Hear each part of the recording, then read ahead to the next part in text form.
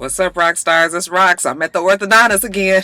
We gonna try it one more again, y'all. I know they better not call me with no bullshit today, but actually the appointment is later in the day, so if she wasn't here, they would have already called me. So I think we good, you guys. So we gonna get on through this video so I can go get these bottom braces put on, y'all. Y'all know I got these...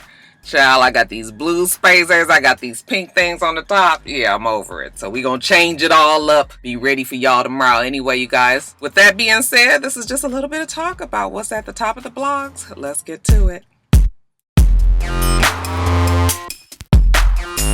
All right, you guys, first up, I said I wasn't going to talk about Trump, and everybody wants me to talk about Trump. Like, what part of that don't you guys understand? Okay, listen. I understand we've had a tumultuous week. I feel like we're going to have a fucking tumultuous week for the next 4 fucking years, but whatever. You guys want to talk about the Muslim ban. I guess that's not Trump directly. I mean, actually it is, but we're talking more so about this executive order. So the nation was in a tailspin on Saturday because the Trump administration, Donald Trump, your president, signed an executive order, which is an official statement from the president that orders the government to how to allocate its resources or what direction that they are supposed to take. Now, this executive order also suspends the refugee system that we have here in the United States for 120 days because the Trump administration is saying they want to put these people through an extreme vetting process to keep radical Islamic terrorists out of the United States, which is, you know, we could debate over and over who exactly are considered terrorists here in the United States. We've got plenty homegrown ones, but that's neither here nor there. We're talking about this Muslim ban that the Trump administration is actually saying is not a Muslim ban, okay? The ban itself does not state what countries are not allowed to come into the United States. However, it references a prior statute that lists 7 countries that are banned, okay? So those 7 countries are also Muslim majority nations. It would be Syria, Iran, Sudan, Libya, Somalia, Yemen, and Iraq. So that's where we are. Executive orders are legally binding, okay, and they are entered into the Federal Register. However, these executive orders are up for review with the judicial system, and they can say whether or not an executive order is constitutional. In this case, there are some that believe that this Muslim ban is illegal. Okay, and I'm gonna read here. According to the Immigration and Nationality Act of 1965, okay, it banned all discrimination against immigrants on the basis of national origin. This is an attack on religious freedoms and the First Amendment, basically, that says that people are able to freely practice whatever religion they choose. I mean, on down to Satanism. Whatever it is you want to do, you should be able to do that here in the United States. So this Muslim ban, which was hastily thrown out at everybody on Saturday, wasn't necessarily the best rollout. I think we can probably expect these type of things, considering the administration is run by a bunch of people that are not politicians, that are not savvy to these type of situations. They threw it out. People did not know how to handle it. The airports were all just believing that they needed to just take anybody in that had a Muslim name or looked in and question them about their views on Trump. And, you know, everything was just a mess and awry on Saturday. Even the Trump administration admits that it wasn't the best rollout. However, they are trying to make sure that they get exactly the procedures that these airports are supposed to take when people are coming in. Okay, I myself feel like, of course, the ban is ridiculous. And it's ironic that in a nation that was stolen from who actually was here already by the white man, okay, and then rediscovered and then claimed as their own, that now they are turning away others that are trying to come in. I mean, this is a country of immigrants. Everyone knows that. The shit was stolen from the Native Americans, okay? So, I mean, we can go over it over and over and over. I think that it is terrible, and I think this is just the first of the many promises that Donald Trump has given to his, you know, those that elected him. This is him following through. It really shouldn't be much of a surprise. I mean, the things that he said he was going to do, nobody can say he ain't doing them. Shit might not be legal. It may be all this confusion and chaos, but hey, it is what it is. He's doing what he's doing, yeah, I feel bad for the many, many thousands of families that are affected. I don't feel bad for the ones that voted for him and are affected, because this is what you fucking get. I mean, that's pretty much it for me, y'all, in a nutshell. So that's all I'm talking about Donald Trump today. There's plenty other shit that's going on with Donald Trump. I swear if I talked about him all the time, that's all we would talk about. Okay, so that's your little bit of Trump. The Muslim ban, terrible, unconstitutional. But hey, this is your president. This is what he wants.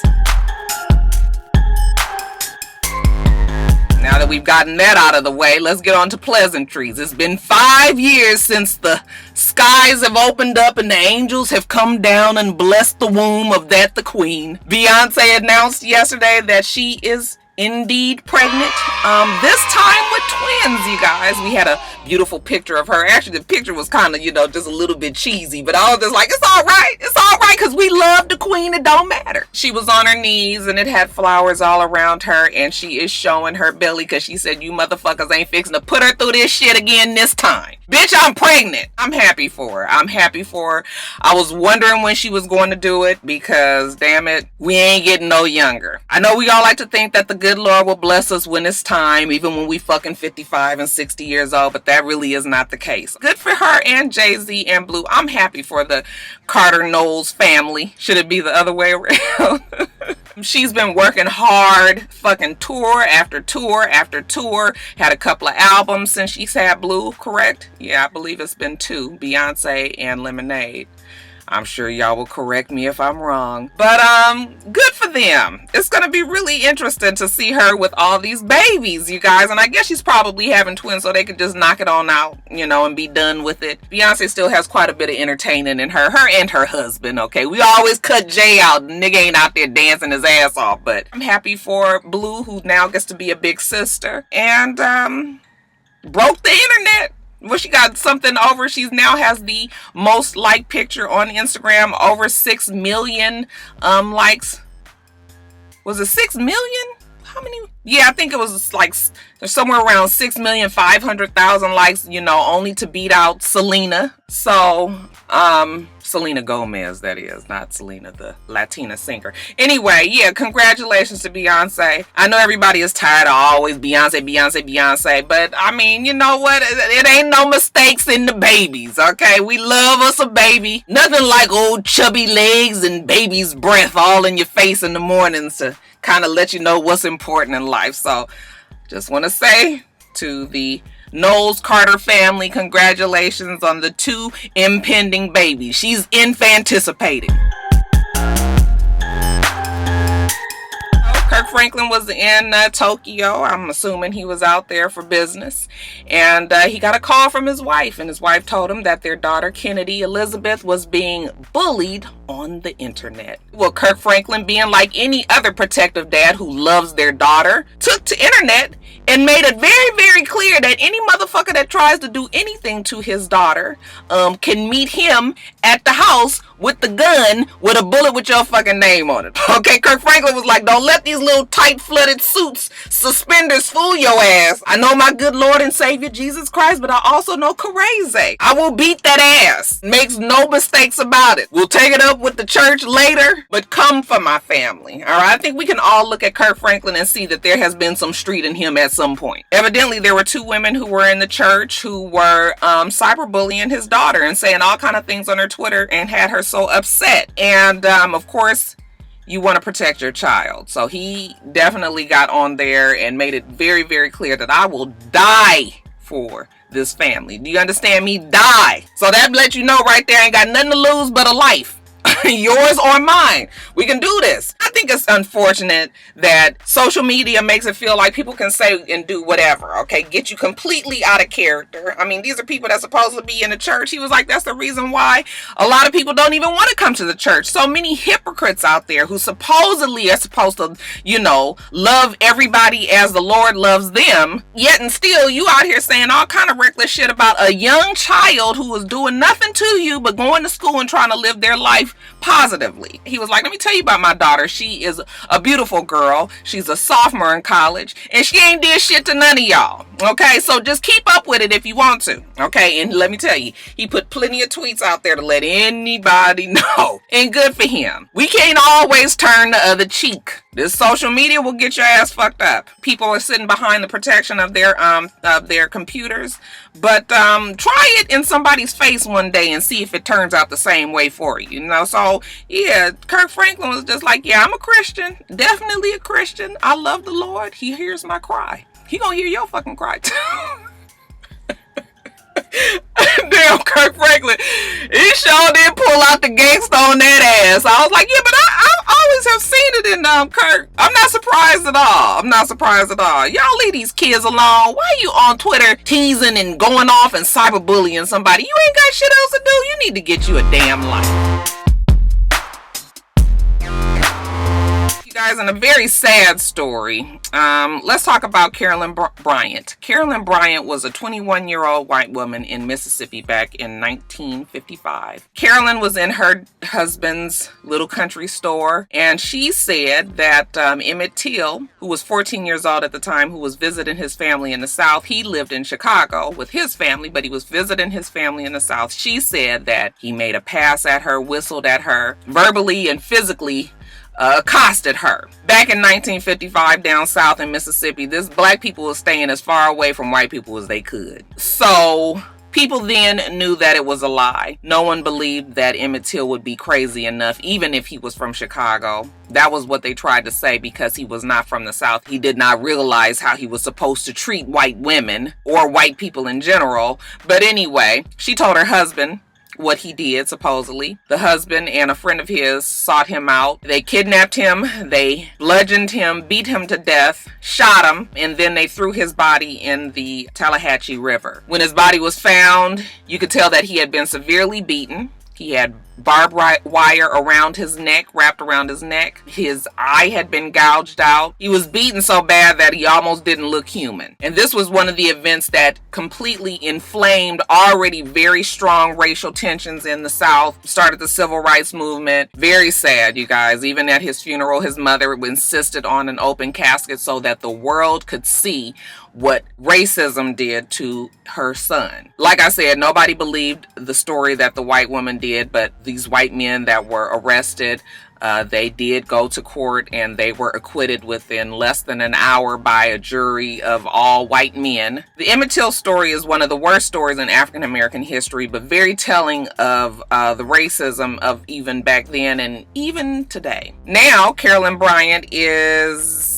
80-something years old, and she did an interview with a writer from Vanity Fair, and she is now saying that the original counting of her meeting with Emmett Till did not happen that way. He did not do the things that she said that he did, okay, but she still says that she's not remembering exactly what he did do. She will admit that he did not deserve the treatment that he got by her husband and his friend.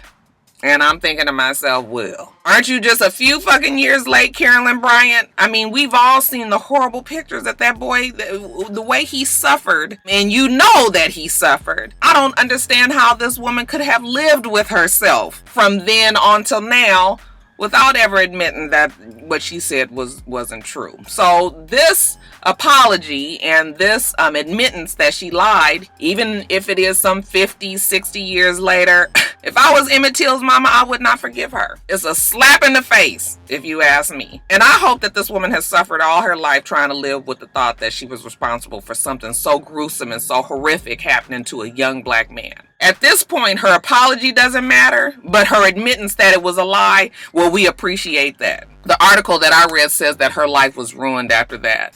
She's still alive though, right? Can't be too bad then. So, yeah, that's too bad. That story hurt my heart when I read that. And I'm wondering how the Till family feels about all of that. His mother died and will never get that apology. So to me, it doesn't even matter. Carolyn should go to jail, really, if you ask me. But I guess it don't matter. The lady about to die anyway. Does that mean? All right, y'all. That's about all I can say on that one. So LeBron James and Charles Barkley. Listen, I like Charles Barkley. I'm actually a fan of Charles Barkley and have liked him for many years. Charles Barkley can say some stupid things, and he is quite controversial on certain matters. But in general, I like Charles Barkley. LeBron James I also like, but I've only become a LeBron James fan recently. I haven't always liked LeBron James, but you know what? As we've gotten older, I feel like he's gotten more mature, and I can deal with LeBron James a little bit better. This whole thing with Charles Barkley talking about LeBron James and LeBron James getting in his feelings and feeling that he needed to respond finally to Charles Barkley. I didn't really know that Charles Barkley necessarily picked on LeBron James that much. Okay, so I actually asked my brother, who is like, he is the damn professional and all-knowing on anything in the NBA. And I asked him simply, did Charles Barkley pick on LeBron James? Does he continuously pick on LeBron James, or was LeBron James being sensitive? And my brother went on to say, and I'm going to read a text message to you that he sent me. Charles does his job. He talks about LeBron and whoever else, good, bad, or indifferent, on basketball information only. Never personal unless it bleeds into basketball. For example, Kobe's rape case. LeBron has every right to clap back at Charles if it concerns basketball, but LeBron went personal and sounded wounded. Keep the discussion on one topic, but don't get all butthurt and attack. So that was what my brother told me. Like I said, I did not know if I felt like Charles Barkley has personally attacked LeBron, and anything that Charles Barkley has said about LeBron has pertained to basketball. LeBron James, on the other hand, took it very personally and talked about Charles Barkley's personal problems, okay, and not necessarily his activity on the court. So that is some things that I've heard people say about LeBron James, that he still is whiny in certain situations. And I guess this time he was whining about the fact that he wanted more talent on his team, from what my brother explained to me. But I mean, yeah, I guess you can get in your feelings and everything about it. But Charles Barkley talks about basketball. That is his job. He's a commentator. He is on a show, and they talk about all basketball players. So I want LeBron James to get thicker skin like Kobe, because let me tell you something. Has nothing fucked with Kobe his whole career. That Kobe has ice water running through his veins. I think the newest Kobe right now is Westbrook. He is also very much one of those ones who don't give a fuck about what anybody says about him. In this day and age and in this game, you probably have to have more of that type of persona. So I mean, I still like LeBron James, and you know, we can't sleep on the skills that he has, but now that my brother explained it to me the way that he did, I just kind of feel like maybe LeBron was in his feelings a little bit too much. It's okay, Bron. We still love you out there. Just play the game. That's all you gotta do. And I guess since we're talking about basketball, let's talk about your boys Matt Barnes and Derek Fisher. So Derek Fisher evidently did an interview with the Bleacher Report. And first of all, this ain't really been Derek Fisher's week, because he did this interview with Bleacher Report, and Matt Barnes, after he read what Derek Fisher said, which was like, you know, something along the lines of, if anybody can be upset with me, and the worst that they can say is that I'm dating a woman that used to be married to a former basketball player of mine, if that's the worst they can say about me, then I'm good. Okay. Well, why he say that, y'all? And Matt was like, this motherfucker sound real cocky in the interview. Don't sound like the nigga that I knocked through the damn sliding glass window and was running through the house, you know, screaming and pleading for me to leave him alone. All of a sudden he tough, because the ass is way far away from me right now. And y'all remember when Matt Barnes got the call from one of his twins to let him know that Derek was fucking mommy. Matt had to take that long ass drive from Santa Barbara, take it on over to the house and whoop that ass, and then commence to taking it on back to, because he said he had a girl waiting for him at his house, which I was thinking about myself like, oh, so you can fuck, but Gloria can't. Oh, okay, all right. But I guess it was the principle of the thing. Nigga, you was fucking my woman and ain't had the decency to just say something? I got to find out from my damn 8-year-old twin son? No. So yeah, we got a good little tee-hee-hee, ha-ha-ha at that story back then. We thought it had died down, but I guess Derek Fisher was, you know, in his interview, he was feeling good about it and felt like he wanted to talk. Right after the interview was printed, we find out Monday that your boy Derek Fisher's house was broken into. They say that $300,000 worth of things were stolen. All 5 of his championship, NBA championship rings were stolen, which to me is like, you didn't have that shit locked up? I mean, maybe it was on display or something, but damn. I'm trying to figure out where these people, what they gonna do with this jewelry. I mean, everybody recognizes the NBA championship ring. I mean, you can't just take it to the pawn shop and be like, hey, blood, I need you to melt these down, get the diamonds out, give me those, melt this gold down. I mean, I guess you could, because it's always the black market. It's always some undercover shit. People do what they gotta do. But anyway, so they stole his shit. I would be very hurt about my rings. I'm sure he can get them replaced, but there's always some sentimental value towards the things that you had originally. So, I mean, it ain't really Derek's week. So we gonna just say, Derek, hold your head up, look like you happy with Glory, you two together. Okay, we know Matt got his issues. Okay, Matt makes us laugh, but Matt got some problems too. So just move on with your life. If you're gonna be with Gloria and y'all seem to be happy, go on and do that. Okay, and Matt, the same with you. Whatever hole you working with at the time, y'all go on and be happy as well. Okay, let's stop all this fighting. Things work better when you're like this. You see that? Like this.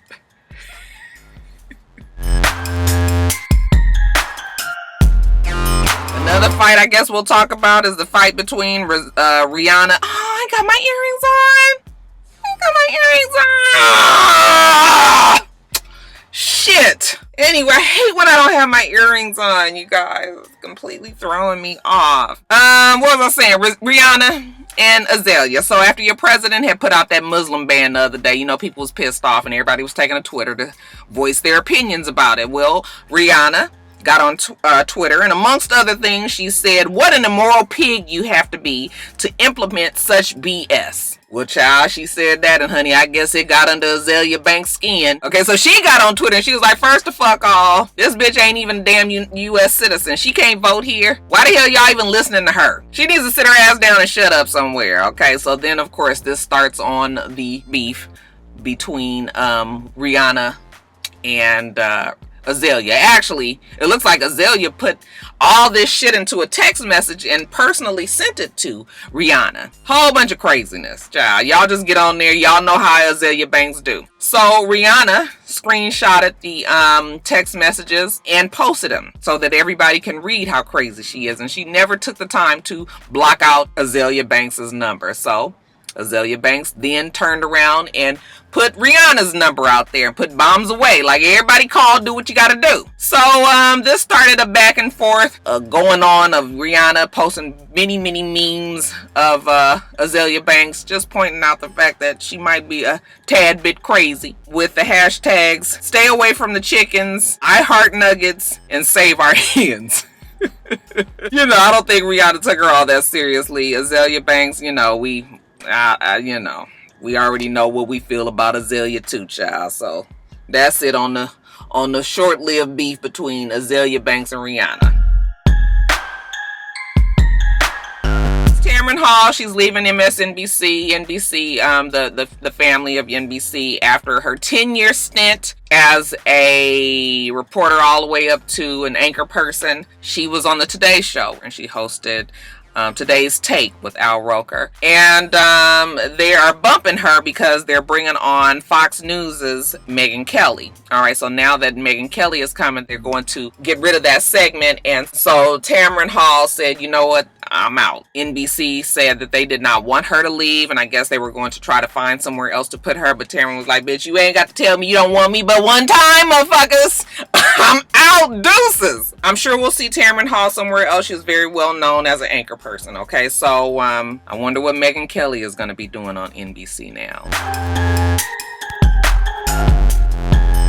And then in quickies, Marissa Alexander, you guys remember her. She is the woman who shot the warning shot at her husband who was coming to beat her up. She was arrested for that, tried to use the stand your ground defense and did not win that case and was sentenced to jail 20 years for not even hitting her husband with the bullet. She is now 100%, as she's been taken off of house arrest. She has completed her plea deal and she is 100% free. So she started a nonprofit organization, and it is called the Marissa Alexander Justice Department, okay, which is set to end domestic violence and injustices in the criminal justice system. So good for Marissa Alexander. Your girl L Boogie is cutting up this time in Pittsburgh. Child, she had a concert set. And she showed up 3 hours late. I guess she couldn't get her chakras lined up or so. Somebody get her a Yanni egg. Get that balance right. Shit. I don't even know why we keep on. Who keeps on buying tickets to go see Lauryn Hill perform? How many times have we heard this story that, you know, she's a perfectionist and you know that all of the shit has to work for her in the day. She likes to allow for spontaneity, you know, and bitch, if something else happened and she got this damn concert, but this other thing is more pressing, then she gonna deal with that. She see y'all later. Why y'all keep on buying these damn tickets? Well, I can't be mad at Lauryn Hill at this point. I'm mad at you. Y'all must have money to spend, but look, I got something for you. For the very low price of $8.95, y'all put it in my PayPal. I will give you my personal number. You call me, and I will play the entire album of The Miseducation of Lauryn Hill on my phone for you to listen to from beginning to end. Guaranteed. You will get it all. Every damn song. You can't beat that. And listen, for a flat $10, let me tell you what I'm gonna do. I'll put that bitch on FaceTime, and bitch, I had a clown makeup on and the fucking Rodney Allen Rippy afro wig with a little bit of Laurel and Hardy hat on the top of that. Bitch, I got y'all covered. I'm gonna get y'all money together and get it to me. They're saying that Drake is boycotting the Grammys, Justin Bieber, Kanye, Frank Ocean. Okay, amongst others, they're boycotting because Justin and Drake feel like it doesn't necessarily represent the people that they're singing to and about and for. Kanye and Frank Ocean believe there are some racial issues. Kanye said that he has won 21 Grammys but has not won any when he's gone up against a white artist. Frank Ocean feels very much the same way as Kanye West. Said that he didn't even submit his album for consideration. I was like, well, good. That old depressing ass, smarmy, crybaby bullshit that he put out that y'all tried to tell me was really good. Might have been 3 good songs on there, maybe. By listening to that old warbly, depressing shit. Anyway, they're not gonna be there. We'll see who else decides to boycott the Grammys. The Grammys will be on February 12th. This is the 59th annual Grammy Awards. Speaking of Drake, we got a picture of Drake, Nicki, and Weezy together. Okay, Young Money back in the house. Good for them. I was happy to see them together. I don't know why. It's not like I put all my faith and trust in Young Money. But,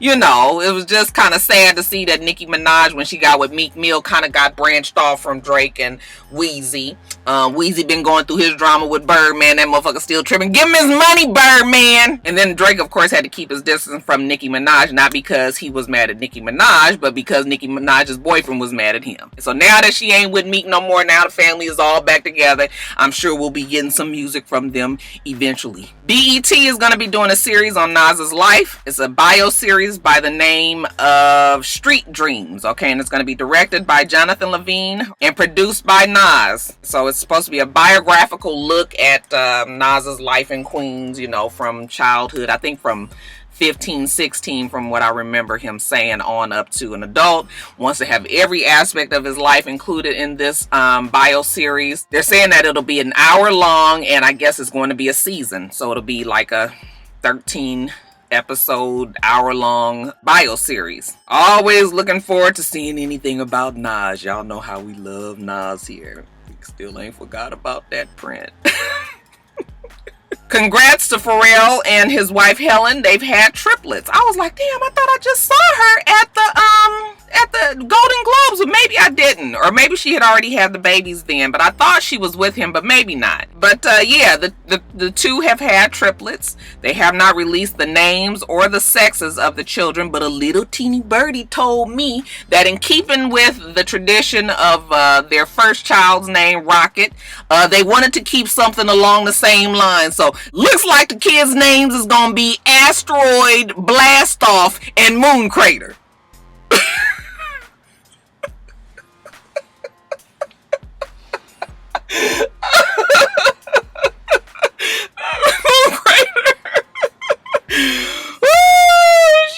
Super Bowl is this weekend. Who y'all going for? It's gonna be the New England Patriots against the Atlanta Falcons. And of course, since I live here in Atlanta, I will be rooting for the Atlanta Falcons. It's Falcons, right?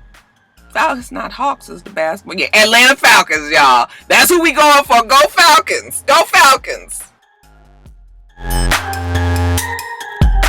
you guys, let me get off of here, run into this orthodontist, get my bottom braces put in. And I am so glad, because these spacers really crowded my teeth. It was driving me crazy to see it in the videos, but it was nothing I can do about it. But you see that?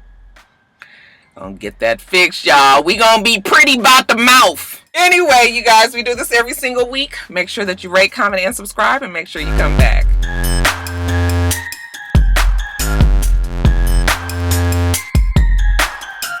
Until next time, rock stars. Bye.